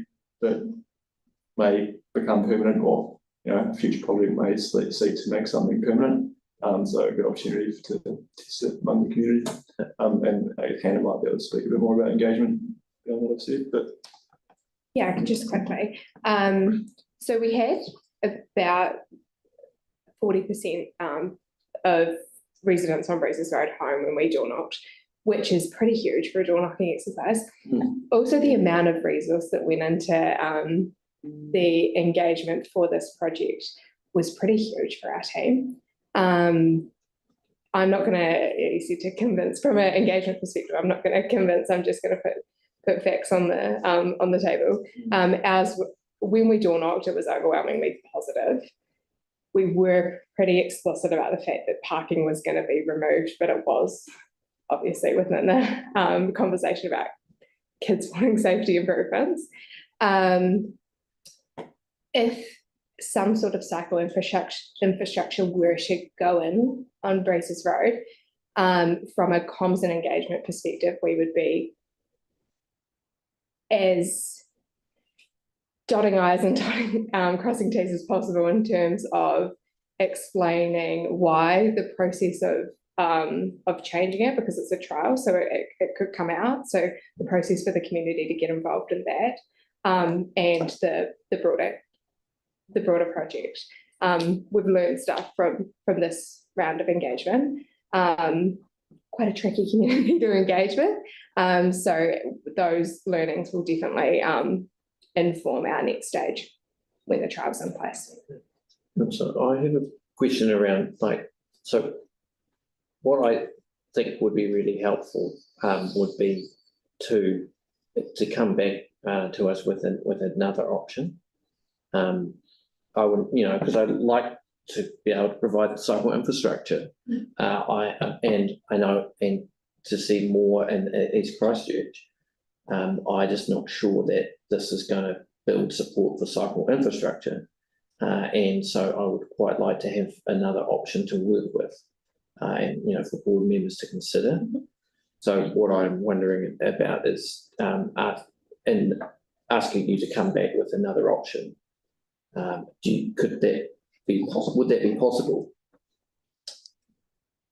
Yeah, so we've got a range of options which we considered. Unfortunately, we designed up an option and then at a later found out it wouldn't be supported by Waitai funding wise. So after we found that out, we got to work designing a fourth option, which isn't quite ready to bring. We haven't consulted on it. It's not quite ready to bring for you, but it's underway. So yeah, if you choose to allow us to do that, then yeah. Right, that's what I'm inclined to do. But Celeste and then Joe and then Tim. Thank you. I'm just curious to know if there was a decision to look at including another option. Would that be an issue in terms of if we're doing a traffic management plan, we're doing the work as one package of work, we've got the time, I guess, that we have to be spending by. Is there any risk to the project in terms of delivering this part of it? So we're lined up, sort of ready with the contractor to roll out whatever's decided today, this December. It'd be tight, sure, but we had discussions around timeframes last week, and we think we could do it if it's by you. Okay. And then. So there is an alternative route. Are we allowed to know what that route is? It's the same route. It retains some parking and it retains the separation of the cycleway as well. So Waitai went supported the shared path, which kind of puts cyclists in conflict with pedestrians, and so this option is bi-directional. Oh yeah, we have a PowerPoint ready. Sorry. We have a high level image. Yeah. Obviously, we're still working on it. But yeah, it's a visual of what it would look like. So sorry, I'm not sharing it correctly. So just to be clear, this is still along Breeze's Road, though. This isn't along a different street, say Shortland Street. Same scope. So if the board was saying wanted to look at different routes, is that possible to integrate it into the current project without risking funding and adding cost? Sorry, it's a question on the fly, but it's pretty tricky for us to put on hold a project that then might not go ahead, so we might lose that funding and lose the opportunity to trial it. So you're wanting to look at a different route, not a different option for the route. What? Oh no, well, I guess I would. The primary thing is a different option. Okay. And then if that would be different route, then that would be, because the Shortland Street's been raised as a possibility. I quite like. Would you like to join us? I was going to say, sorry, just quickly. I think a different route would probably not work for the simple fact that we would then have to reconsult, and I don't think we'd have time to go through a design, reconsult, and then implementation process before we implement. Thanks for that advice. So you're talking about it sounds like the option for, I guess, we'd like Yeah, Sylvia, have you finished your questions? I think that's it. So just to make sure I understand correctly, really the main option we have is an option to make a bi-directional one, which can show us if we want to go ahead with this. Otherwise, the project, we don't really have an option to reconcile on anything else. For cycle infrastructure, no. Okay. Yeah, it's a tight timeframe. Yeah. As is. But also, this route hits 2 schools, and it was sort of raised by the kids as something that makes sense as a cycle connection. So yeah, I'm supportive of this. I just want to make sure that it's understanding what the process is. So when we don't leave money lying on the table, we decide not to progress it. Joe? Yeah, I think my question's been answered. So the next option we're talking about retains parking. it doesn't retain all parking, but it has less parking loss than option 1. Which So how much percentage of the parking would you lose? Option 4. Yeah. I think it's probably around about 60%. You'd lose 60. Okay, thank you. You can. So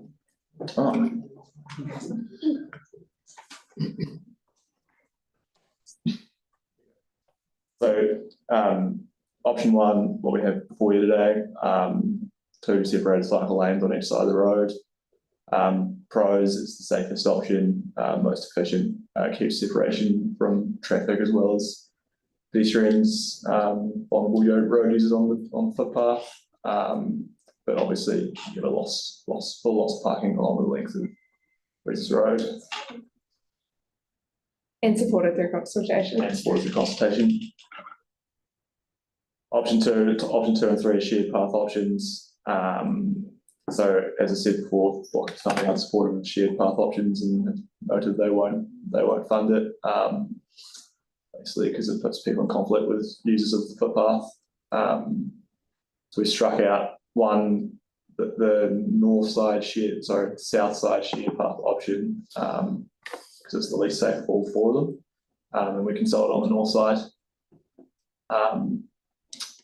So yeah, those are the 2 shared path options. Option 4, bi-directional cycleways separated on one side of the road. Pros retain some parking, or a higher level of parking than what's proposed in option 1. Cons, still not as safe as option 1. You have that counter flow cycle movement, which puts cyclists at risk of hitting vehicles exiting driveways and streets that aren't expecting to see a cycle coming from the other way. It also requires sort of zigzagging across the road to avoid side streets as much as possible. To see there. Anything else to add to that, Ben? Yeah, so zigzagging will need to add another crossing point in. We've gone to safety audit as well and been advised that it needs to be at a similar level as what you can see there outside of Hayata to allow the cycleway to actually cross because of the volume of traffic along Breezes Road. And yeah, the cyclists are at 3 times more the risk of travelling in contraflow, because when you leave your driveway, you do not look expecting someone to come from the other way. So yeah, that's the safety message about bi-directional facilities. Sorry, Tim was next, and then Kelly, and then Yanni, and then Greg. Just to start with, I'd just like to apologise to my colleagues because I voted for getting rid of parking down Albans Road, and I think it was a mistake. When I was door knocked, I spoke to a couple of people. It's my driveway next to the school, future driveway where I'm going to live permanently. And the things I brought up were, what if I want a garage sale? What if I'm selling my house and also own a couple of houses, just another one there, or part of. And I sometimes reverse up the driveways and stuff, and it's just going to be pretty dangerous. On that plan, we've got the yellow lines going up that way. A lot of cars stop there to get their kids from school and drop them off. So the other concerns I had, I didn't do a submission myself, and the question I have is, something I wonder about is how many people have spoken to. didn't do submissions either way. I think it'd be quite a lot of people. Yeah, that's what I'd say. So was that a question or? No, it's Oh. just. So I did wonder, yeah. Oh, the question is, my query is, I think people who were spoken to asked questions of may have been like me and thought, no, I'm against it, but didn't do a submission because I knew I was coming here. So we Most of them are community board members. we did encourage people to, like, especially if it was obvious that they felt strongly for or against, to pop online and make a submission. As I say, learnings, possibly next time we'd develop some sort of survey and be able to do something on the spot. It is just more resource intensive and yeah. Yeah, I wouldn't want to design our streets and with people having garage sales and wine there. Well, with Kiwis. Yeah, but I mean, yeah, it's a bit like buying a car, buying a massive car in case you need to take a massive load when the rest of the time you're driving around in traffic. You know what I mean? Like, kind of got to design streets for what you want them to be used for most of the time, not rather than the exceptional purpose. Well, most of the time we were told cars don't park in the street, so why do we need a cycle lane? I'll leave it there. All right, do we have any further questions? Oh, Yanni and then Greg. Oh, sorry, Kelly, sorry. Yeah, my question is just around Waka Kotahi's kind of attitude to changes, because Tara, when we spoke, you said that they weren't willing to accept like shared pathway, and so what's their thinking? Is it the safety of the cyclists? I find it hard to kind of completely understand their rationale, their lack of flexibility. Hard to speak for Waitai, but there is a whole lot of safety concerns around shared paths, and I mean, anecdotally, I've heard from other shared paths around the city that it frustrates people.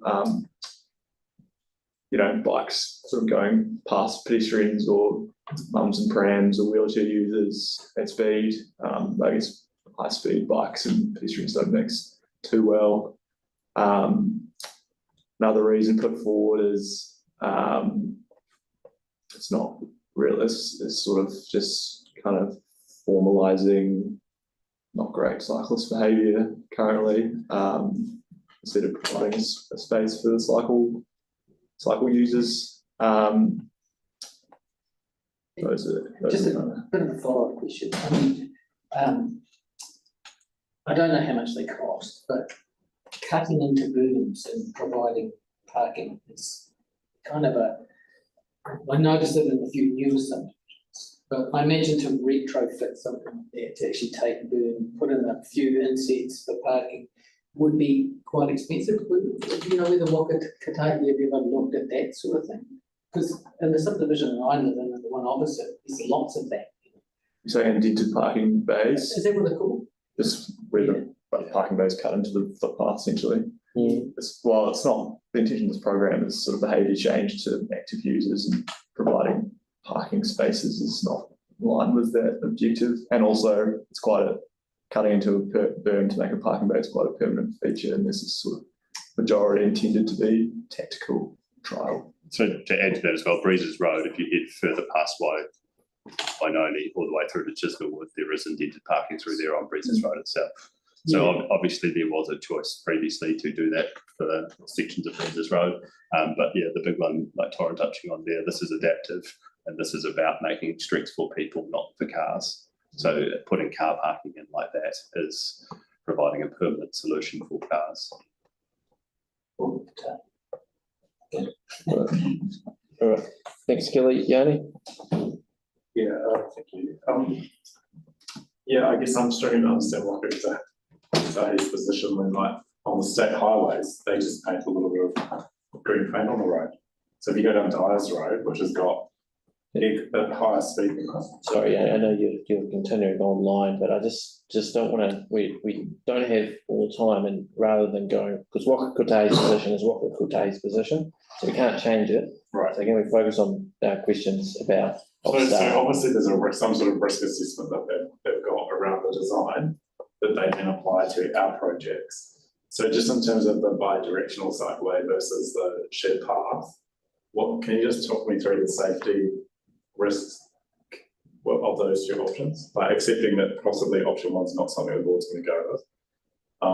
If it's between the bi-directional cycleway and the shared path, which one would be safer and why? To touch on with the shared path as well, the other safety concerns is that it's an undersized shared path.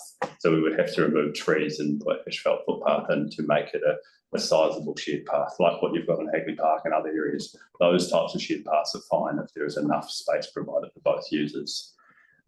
In terms of the bi-directional versus the shared path option, the bi-directional facility is the safer option out of the two. That's how I would put that. But then for the questions about Waka Kotahi, remember that this program is from Waka Kotahi and it is the Streets for People program. There is other programs that talk about moving vehicles and those things, and they will do other things like those painted cycleways, but not this project. And that's where the risk assessment is coming from, is the Streets for People risk assessment. Yeah. And in terms of the cycling width as well, like one of the things that really concerns me, have we done a sort of review around cycle crashes through this area? Because I think there was a fatality at Wainoni or Pages and Breezes. And if you look at the turn into those, the cycleway going in, the width for the vehicles is greater than the space for the left turning lane.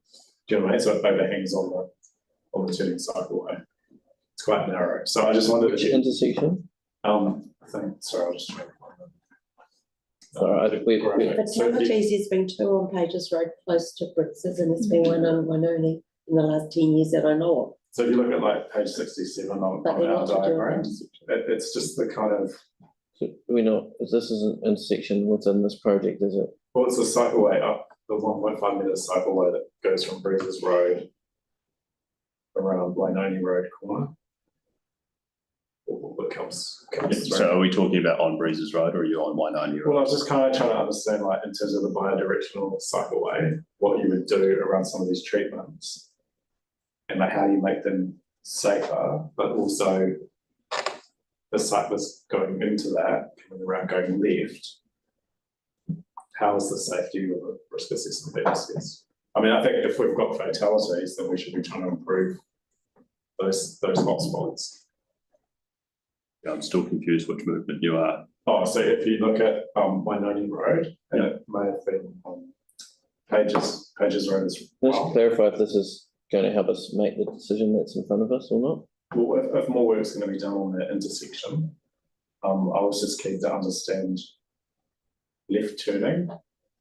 Okay, I think left turning with a shared facility or a bi-directional facility like this is not the best facility for safety reasons. Like what you're raising is that it is not easy to make those movements without providing another crossing facility to get them onto the right side.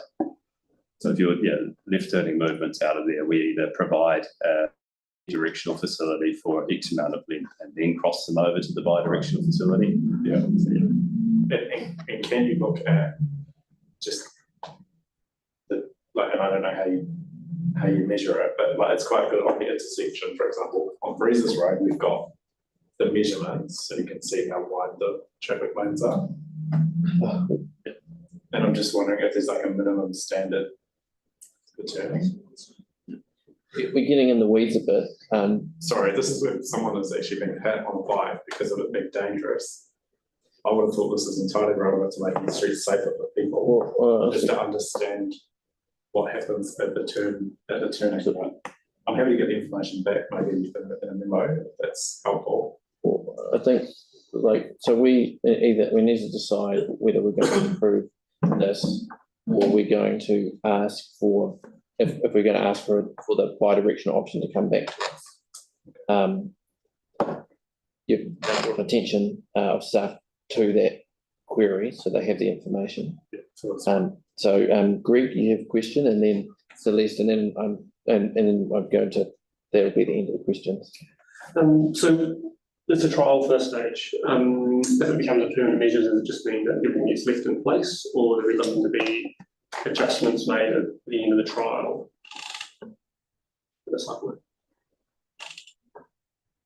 So initially, we'll recommend that everything, well, if the recommendation is that it stays in place, then yeah, we'll recommend it stays in place, but this funding was hung off the future LTP cycle connection project, which is around 2026.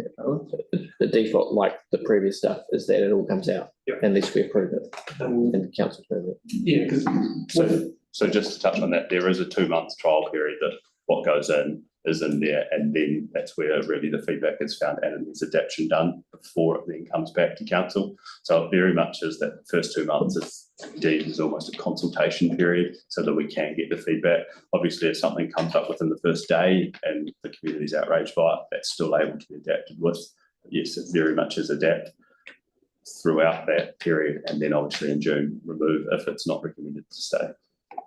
Is it a long-term option? Is it something to look at potentially reducing the width of the grass berms to make the roads wider to create the extra space needed for each direction having this space? I know it's not going to work as a trial, but is that something that could be looked at? I don't know what the long-term project will look like. Sorry. I've only looked at what's within scope, right? Celeste, final question. Just 2 quick ones, very quick.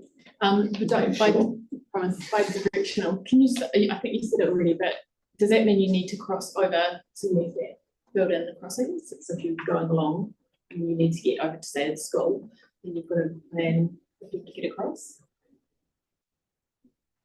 Yeah. So we have crossings planned. It also includes cul-de-sacking of one of the side streets, potentially that will work on that. Is that, I guess my question is, from a safety point of view, is that why bi-directional ones can be tricky because you can get across? Is that your view? Yeah, in terms of safety, no, but in terms of directness and user use, yeah. And the final, sorry, thank you, that's great. And the final question is, can we, when we get to the end of the trial period, if we like some of the bits here, but we don't like these bits, can we improve some of the project? So say there was, go through the trial, the cycleway wasn't well supported and there was some backlash.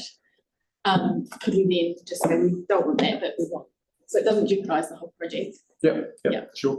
Okay, so it's one complete package. Yeah, so we've approved all the other parts of it, just not the cycleway. So what I'm going to do, so thank you very much for answering all our questions and your patience. Thank you also members for questions. So what I'm going to do is move that. Yeah, I'm just waiting for technology to catch up.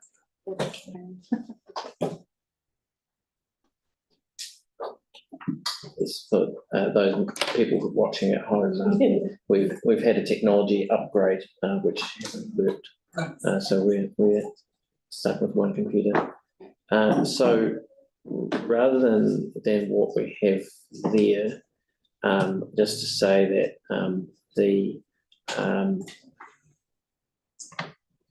that we can say that the board asks, the board requests staff to come back to report back on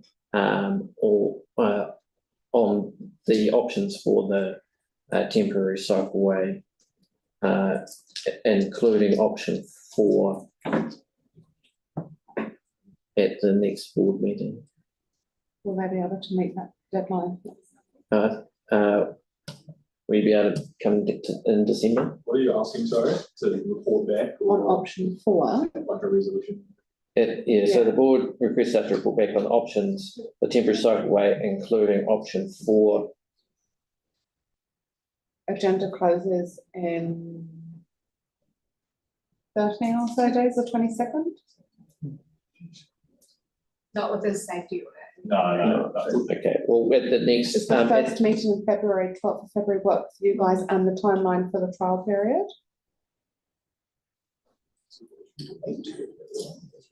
Yep. at the next, so at the next available, at the first possible board meeting, then. Yeah. First meeting of the new year. Temporary cycle away along Breezes Road, I guess.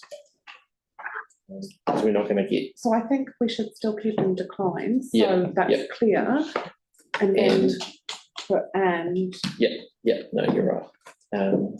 With this stuff, so. Options. But we don't need to include that now. Yeah, for our temporary cycle away. Do you need a second? Inclusion option. I do need a second. What do you want to second that? So that'll include option one as well as that. Yeah, so what I'm anticipating we'll get is the options that we currently have as well as option 4. So that we have. So 1, 2, 3 and 4. Yeah. I've already struck that too, I think. And 3. Yeah. So 1 and 4. So it's 1 and 4. And any, yeah.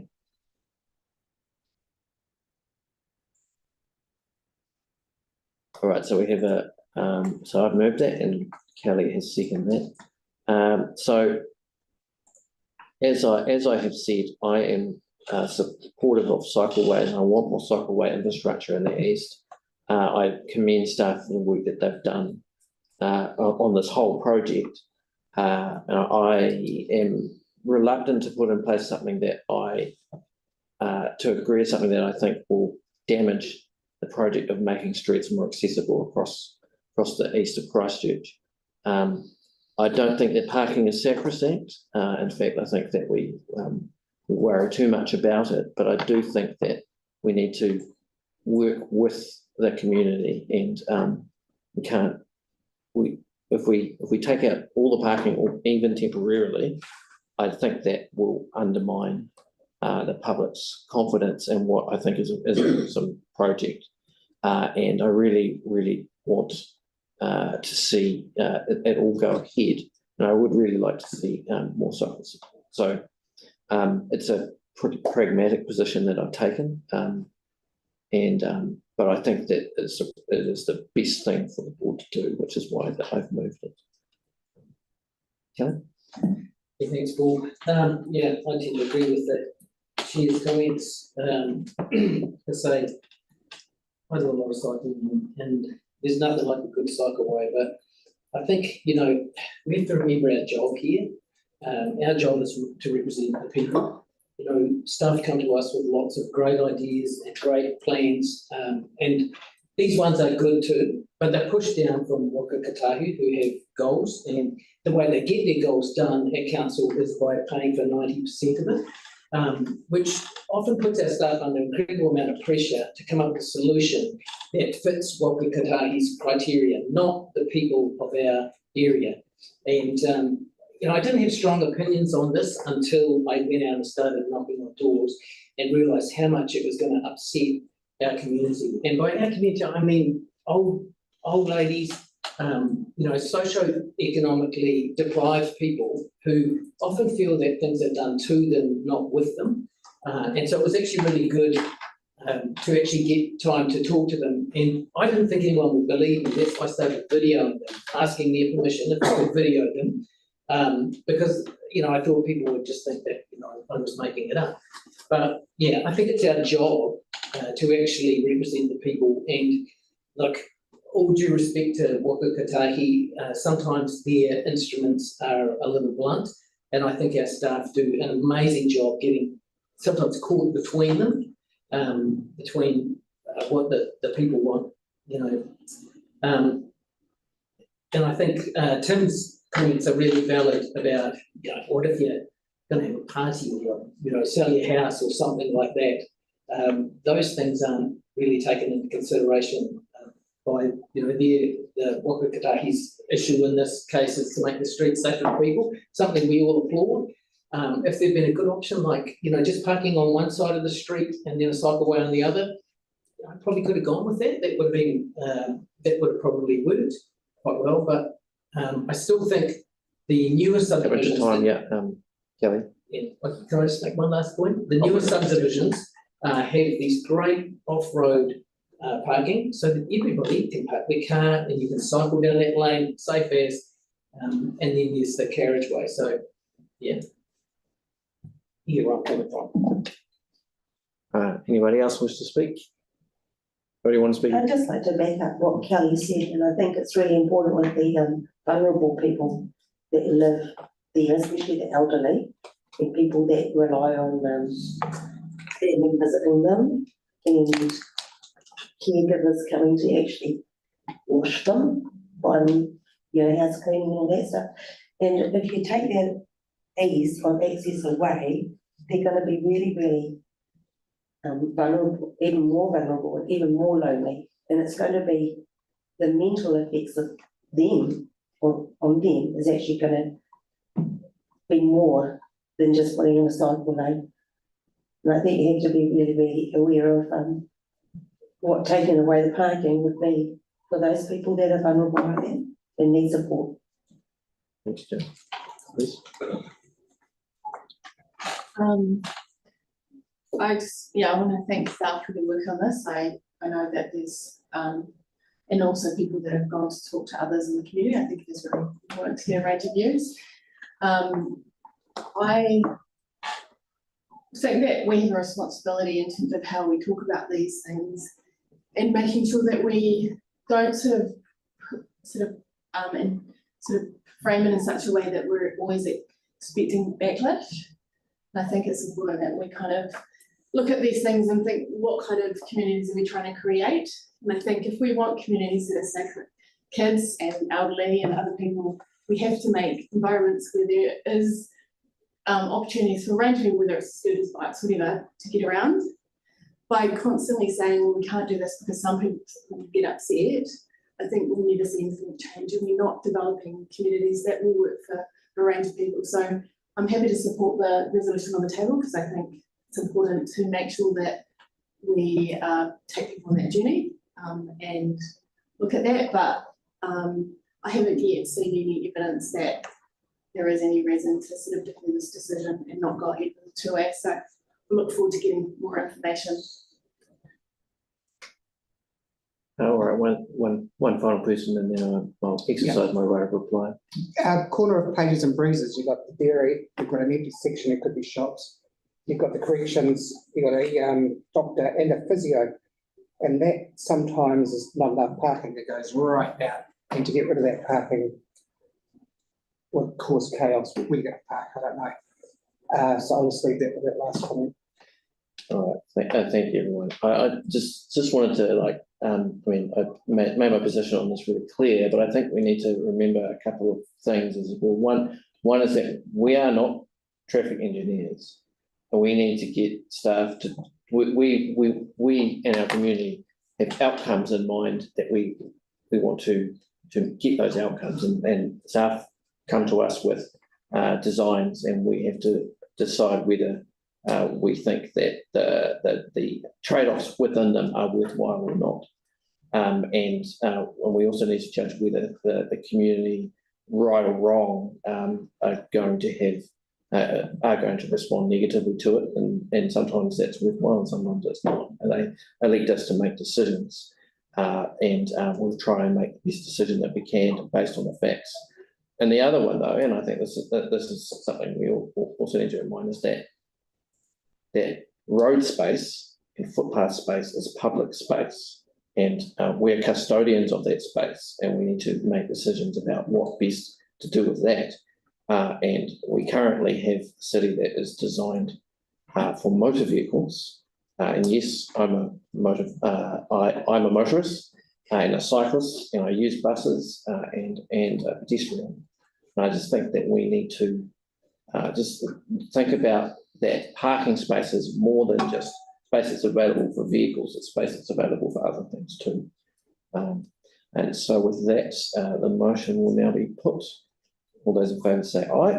Aye. Against? Carried. All right. Thank you, everybody. Thank you, staff. And sorry to put some work on your plate. So just a quick thing, Paul, sorry. Hold on a second. Staff are still having expectations in relation to consultation and option 4.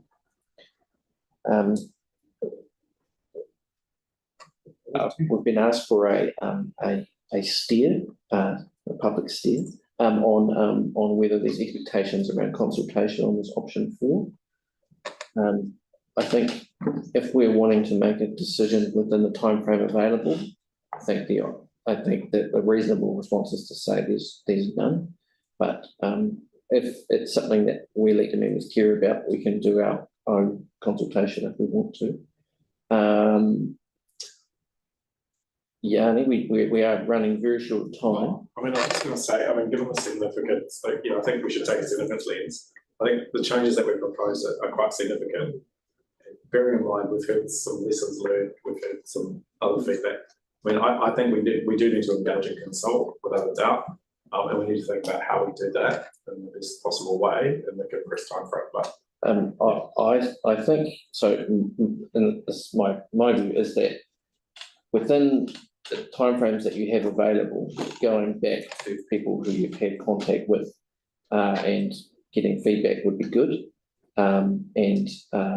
Because if elected members want to do further work to get an idea of how this will be supported, then they're welcome to. It's just nothing's going to happen if we go through a formal consultation process. Is that right? So there's no requirement to consult because this is a variation of the options we consulted on. I just didn't want us to bring a report to you and be very into we don't know what the community thinks about this new option. So we can go back to the people that we've heard from currently. If any elected members do want to engage the community and they would like support from our team, great, we'll work together on that.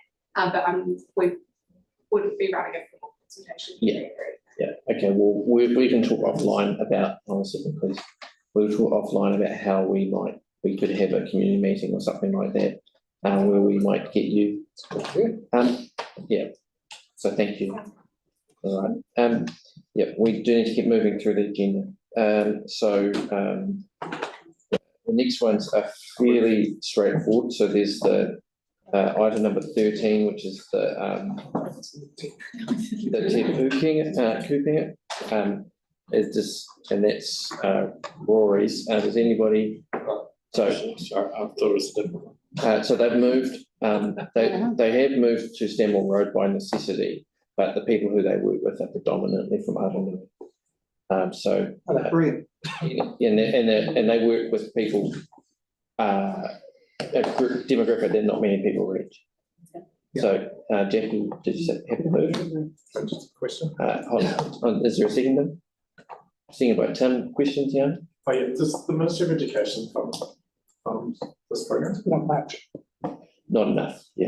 So there is some Ministry of Education funding. Obviously, their funding is allocated annually. So this change came during the middle of the year. So it's essentially basically it's by definition of the discretionary and emergency amount of money to get them through to the new year when the new Ministry of Education money will come through. Cool. All right. And so moved by Jackie, seconded by Tim. All those in favour say aye. Aye. Against, carried. I'll move the next one. The next one. So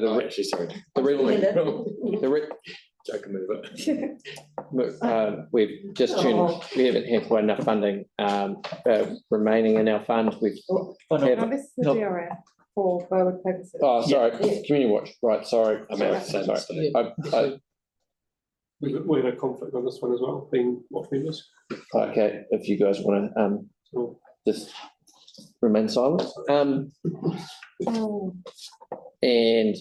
so they're just asking for a little grant for the uniforms, and they're happy to have us come as a board come and see their uniforms and hear about what they do. Go for a drive? Well, I assume that we'll be able to go for a drive in the I'll move it. All right. Moved by Tim and seconded by moved by Joe, seconded by Tim. Moved by Joe, seconded by Tim. Is the next one the discussion? Motion will now be put. All those in favour say aye. Aye. Against, carried. Third time's a charm, Cindy. So Youth Development Fund, we've just run out. We have had so many amazing young people get funding from us. I would like us to keep funding amazing young people to do amazing things. Yep. So. You can second it, Greg. Moved by Alex, seconded by Greg. All those in favour say aye. Aye. Against, carried. Now, area report, is there anything, Rory, that you would like on Chris's behalf to draw our attention to? No, just read. Open for any questions. Take it as read. Thank you, for the report. It's just the issue around the coast to coast signage, and that we've had response via Glenn from the race director. So I think at least you wanted to. Oh, yes, sorry, thanks, okay, thanks on. Yeah, I just wanted to. Bearing in mind we're running out of time. Ask the board if they would be happy to support us going back to staff asking if we can support that. Yeah, and if staff could talk to the race director. Great. Yeah. That makes So, sense. Happy with that? Yeah, There's totally. signage at the other end. So can we get some correct words up before we start moving seconded and anything else like that? Louise? What's the correct words for that? so that the board request staff further investigate Options? and work with the coast to coast Organisers. organisers regarding options for a race or coast to coast Finish line. race finish line Sign. sign Statue. monument statue of Kelly Barber. How many times now, Kelly? 18. Right. So in 18 seconds. Yeah, there's one on the west coast, people go and actually have a look at it, it's a couple of pillars and a sign, it's got all the names of the people who did the very first coast to coast in 1983. People will be interested that the race great. finishes here, and it doesn't have to be anything big, but I think it's significant. It is a race across country, 243 Ks, done in a day or 2 days. Right, so that's moved by Celeste, seconded by Kelly. So that's both, that'll be both those. Is this about the report? Yes. Is it? So should we just vote on this, or were you wanting to propose? Well, it might be a resolution, but. Okay. Was just had a question of staff, if we're working with the Diwali celebration at Boston Park. I know that there's gonna be fireworks, and I'm just, wondering if there's been communication to the local community around the impact and what the process is. So they would have to go through the event permit process. And part of that process is a flyer drop around the local community to say that it's going on. Right. That's normally requested. And the impact permits team will take care of that. So it's a routine. Not addressed. Right. Can we just clarify and make sure that that's happened when it happened? Oh, yeah, that would be really helpful. All right, I'll put that now. All those in favour say aye. Aye. Against, Gary, what's that? Are we allowed to debate or? Are you wanting to debate something? Wait, yeah, I was just gonna briefly speak to the. So, no, so usually when it's debate, you're debating something. Oh, okay. Did you have a question, or you wanted to make a? No, I was just gonna make a very quick comment. Well, you have, if you would like to make a brief comment on the report, you can. Oh yeah, cool. Just very quickly, just note in the report, the reference to the new community worker at the Linwood Resource Centre, and they had a really successful plant sale over the weekend, and I think Jackie might have been there as well, and beat me to all the good vegetables, so, but just to commend the work that they're doing, just to acknowledge that, had a chance to meet the new person that's looking there, Charlie, and, yeah, it's really exciting what they're doing, and I know we had a bit of debate when we gave up the funding, so, it's good to see, and I think, yeah, just wanted to acknowledge the good work the local organisation have done, and thanks staff for putting it in our report. Sure, all right, thank you very much. All right, we're at elected members information exchange. If there's anything that anybody thinks is. I'm just going to send an email to everyone to remind them about the SEEPS program. I had a meeting with Keep Christchurch Vertical the other night, and that's the school environmental enhancement project that they need assessors to go around to different schools, and I think we mentioned quite a while ago that we'd all do a couple of schools each. So I'll send that email out again. I think Greg's already done something. Well done, Greg. Thank you. All right, thanks everyone. And now I will close the meeting. Would you like to join me in our Kia tau te rangi mahi, o te rangi e tu iho nei, o papatua e taputo nei, o te taio e ahi nei, kia ora ia tātou, ki hei maurua.